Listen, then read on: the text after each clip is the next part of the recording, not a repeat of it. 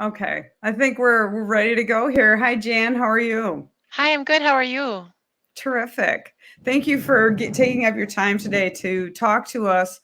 Oh, well, about FHA loans and conventional, and to just start really looking at what's happening in the market and giving buyers more opportunities to get a house. One of the things I'd love to know a little bit more about your background, like how many loans do you do, like in a year, your company, things like that. If you could tell me a little bit more about CrossCountry. Yeah, absolutely. So CrossCountry is based out of Ohio, but we are nationwide. We have license in all states.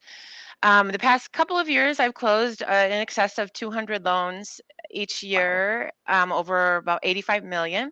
This year is going to be a little bit different, but I think it's different for everyone. Just Yeah. because we're not doing any refinances really, and the purchase market all of a sudden has kind of slowed down a bit. But we're still here, and I've been doing this since 1989, so for a lifetime. So I know that we'll always come back. We'll always find a way to keep doing what we do. So we don't worry. We just try to find new ways to do things and be more efficient. Excellent. Yeah, and let's talk about the elephant in the room. The market has changed. Things have changed. Days on market are ticking up. There are price changes. There are cancellations, expireds, things like that. Is this anything that we should be anxious, nervous about? You just said we always find a way around it. You have um, the background in this, and you've been through '08 and everything. Did you find how we were incredibly creative in making changes and getting around different hoops? Absolutely, and things are so much different than 2008. We became very highly regulated after those bad years happened. We have good realtors, we have good appraisers, and we have good mortgage bankers. We're not out there just doing what we want to do. We are following all the rules, and that's why I'm not concerned about housing. Depreciation, things like that. That's one place where I feel really confident about. We can't control interest rates, Sure. but we just work through it.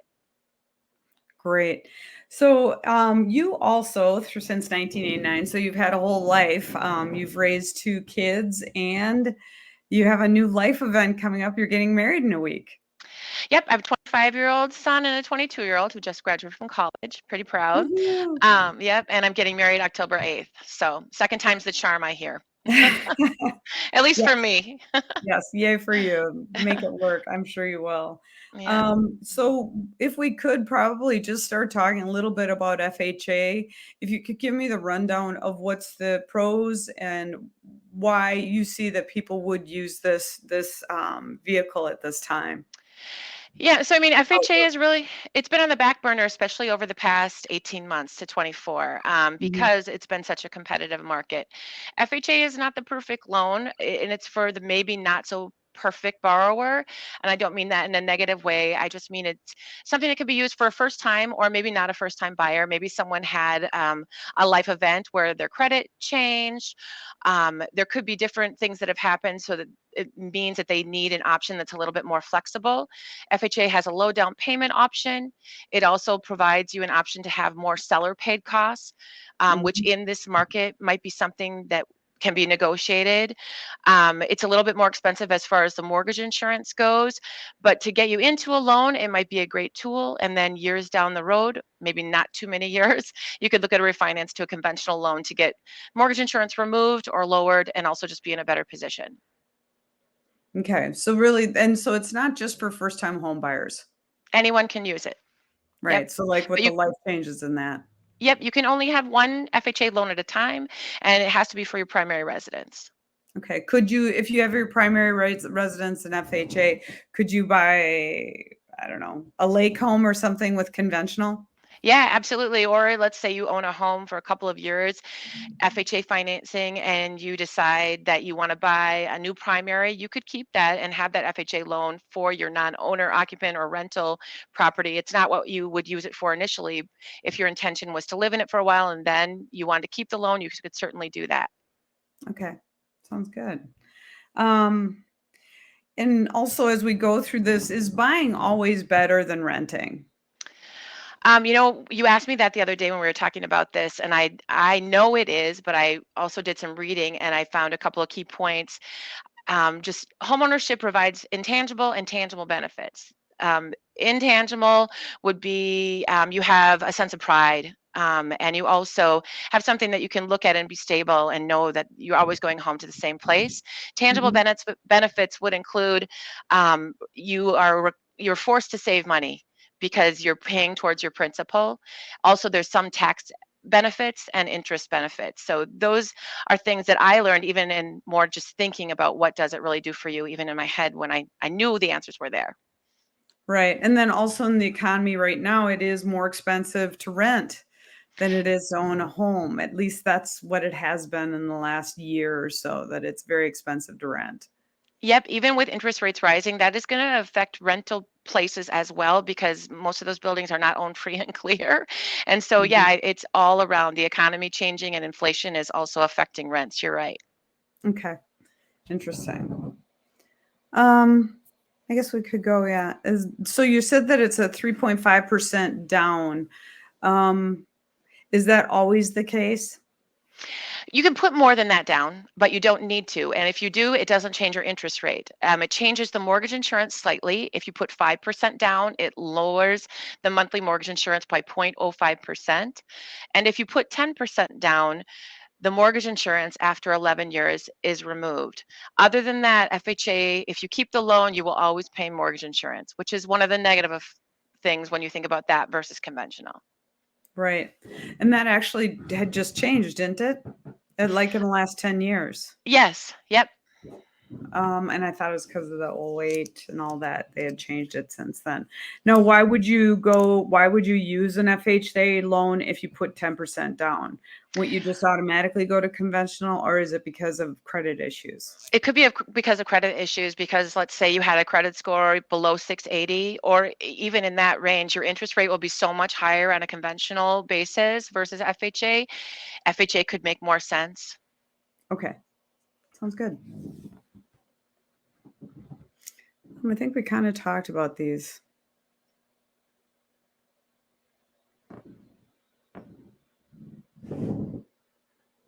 And so, what is your debt to income? I mean, I think in this it says sometimes exceeding 50%. That seems a lot. What is the ideal debt to income ratio in Yep. So general? Yep, conventionally old school, like before we put everything in a computer, which is a real thing, the old school ratios were 28 and 37. When I think about an FHA loan and maybe pushing bar as far as the qualifying ratios, I would want to know that maybe the borrower had something to fall back on. So let's say they have a spouse who's been self-employed for less than a year or less than 2 years. We know that there's income coming in, but we can't use it in qualifying. Then you would be able to maybe push the ratios because you know that they have other money coming in that you're just not able to use when you're qualifying on the loan. Okay. Um, that's okay. Next one, please. Um, so we did talk about first-time home buyers getting FHA, and that there are all different reasons why people use FHA. Yep. Yeah, when is ideal to refinance? I mean, you're going to definitely want to see a significant drop in the rate because when you buy a house, there's costs. When you refinance, there's cost. Typically, when you refinance, you maybe find a way to do, let's say the lowest rate available with paying costs is maybe 3% as an idea. Maybe you take a slightly higher rate, 3.5, you pay a little bit lower costs. And if let's say you're leaving a 4.5% interest rate, it definitely would make sense for you to refinance. So maybe 1% for sure. Okay, sounds good. Pity. That's always one that kind of gets to me. So you explained principle really well yesterday when we were talking. Could you talk a little bit about how pity works in the beginning of the loan and the end of the loan, what it looks like? Yep. Yep. So PITA, principal, interest, tax, and insurance. Principal is the portion that's paid towards the actual loan payoff. It's just like a car loan. When you start paying on your car loan, if you look at your statements, you're maybe paying, as an example, $10 to principal, $90 towards interest. And as you pay down the loan, that reverses. So when you originally start the loan, your principal portion is very small, interest portion is very big.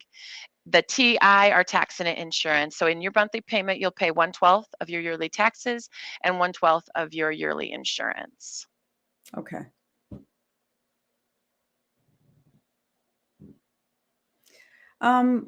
So I guess the question is really pretty much direct right here. When is the ideal time, or what are some of the criteria for a conventional loan? Yep. So for a conventional loan, if you're a first time buyer, you can put as little as 3% down.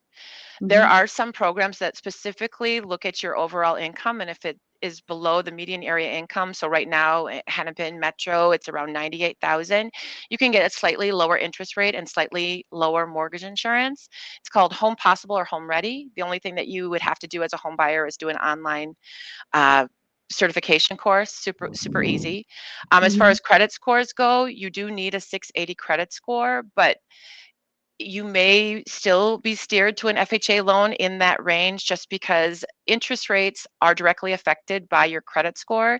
The best options on conventional loans come with a 760 or higher middle score, and then they tier for each 20 basis points, so 740, 720. Okay. When you have the down payment on that, then what would be the difference, like when you put FHA and conventional next to each other? A lot of times you talked about a spreadsheet that you give to people as soon as, it's kind of round numbers just so they get an idea what their expenses are for an FHA loan and a convention, or even a conventional loan with you. What is that called, and how do you do that? Yeah, I mean, the technical term is loan estimate, but otherwise we do like even something it's called a loan summary. Mhm. So when people come in, they apply for a loan. If you're working with someone who knows what they're doing, they'll be able to tell you exactly which direction you should go and why. You can definitely get a comparison sheet that says this is why conventional makes sense or FHA makes sense. And typically, if I'm talking to someone and I can't get them into a conventional loan, I'll give them that all the comparisons so they can know why I'm putting them in that direction. We're also federally required, if we put someone into a government loan, we have to show them if they went conventional, what the difference would be or what the advantages would be. So you look at the numbers again and again. Everybody Again does. and again and again. Yeah. Yeah. And that's the best way to make any decision anyways. I know that actually buying a house can be really emotional, but you really want to know what your budget is, what you can afford, and what's in the best interest of your family.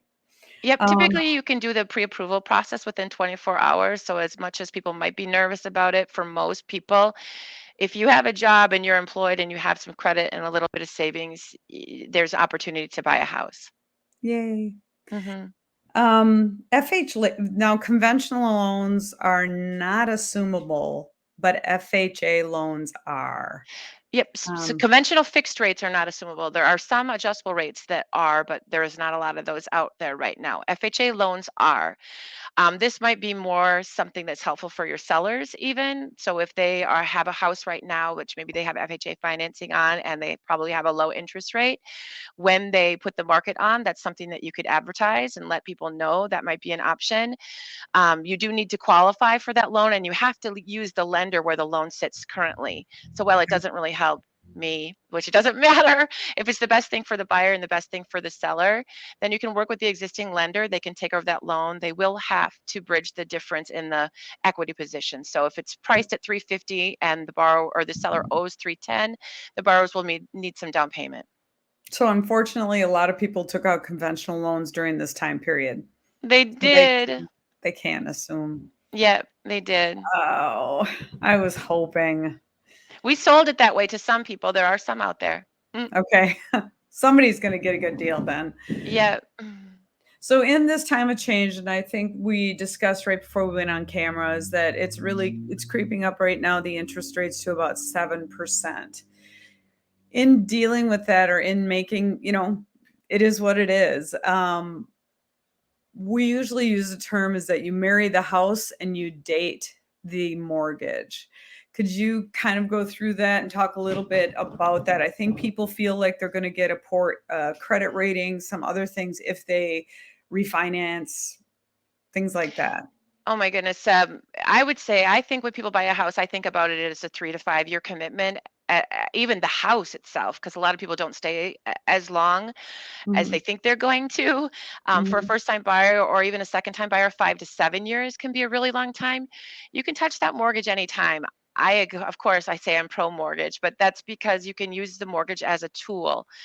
Sometimes you're going to need to reach out and get some of your equity. Sometimes you'll have bills to pay that you can't. This way, you get an interest deduction. There are all kinds of ways to use a mortgage in a way that's effective and good for you. If you have a mortgage, you should use it in every way possible. Excellent. Do you have anything else we missed? No, I guess just don't let interest rates scare you away. I mean, I negotiated a job once for 8.25 on a 15-year fix. So things could be worse, and they might be, but it still made sense at the time for me to buy a house when I was 22 years old. So it just don't be scared by rates. Yeah, and continue to engage in the market. Yep. Well, thank you. I think we hit everything. Are there any other points, FHA, that buyers should know? I know that the big fear for agents, I think, is work orders and will there be issues with the appraisals? And so things have changed with that. Appraisers that are doing FHA loans right now also do most of the conventional appraisals. They're intermingled. There are health and safety things that FHA requires appraisers look at. Let's say there's peeling paint and the house was built prior to 1978, Okay. or things like they don't have a handrail. It's not huge, and things that you probably as seasoned agents will notice right away and know, hey, this is a fix. It's not anything to be scared of. We'll just tackle it once the appraisal is done. Great. Yeah, because there is another appraisal. I mean, there is another, um, sorry, just lost. An additional layer of risk with regards to what FHA requires, but Okay. it's nothing crazy. Yeah, it's probably nothing out of some of the other things that we do anyways. Yep. So railings, things like that. Well, thank you so much. I thought that this was very informative. I hope that people can see it and start getting more ideas of ways that they can either refinance or buy a house, of course, or buy a condo, whichever. Yeah, absolutely. Thank you for letting me be a part of it. Yeah, well, you have a ton of experience, and I know that you get the job done. So it's always a joy working with you. You too. Thanks. Thanks, Beth. Bye.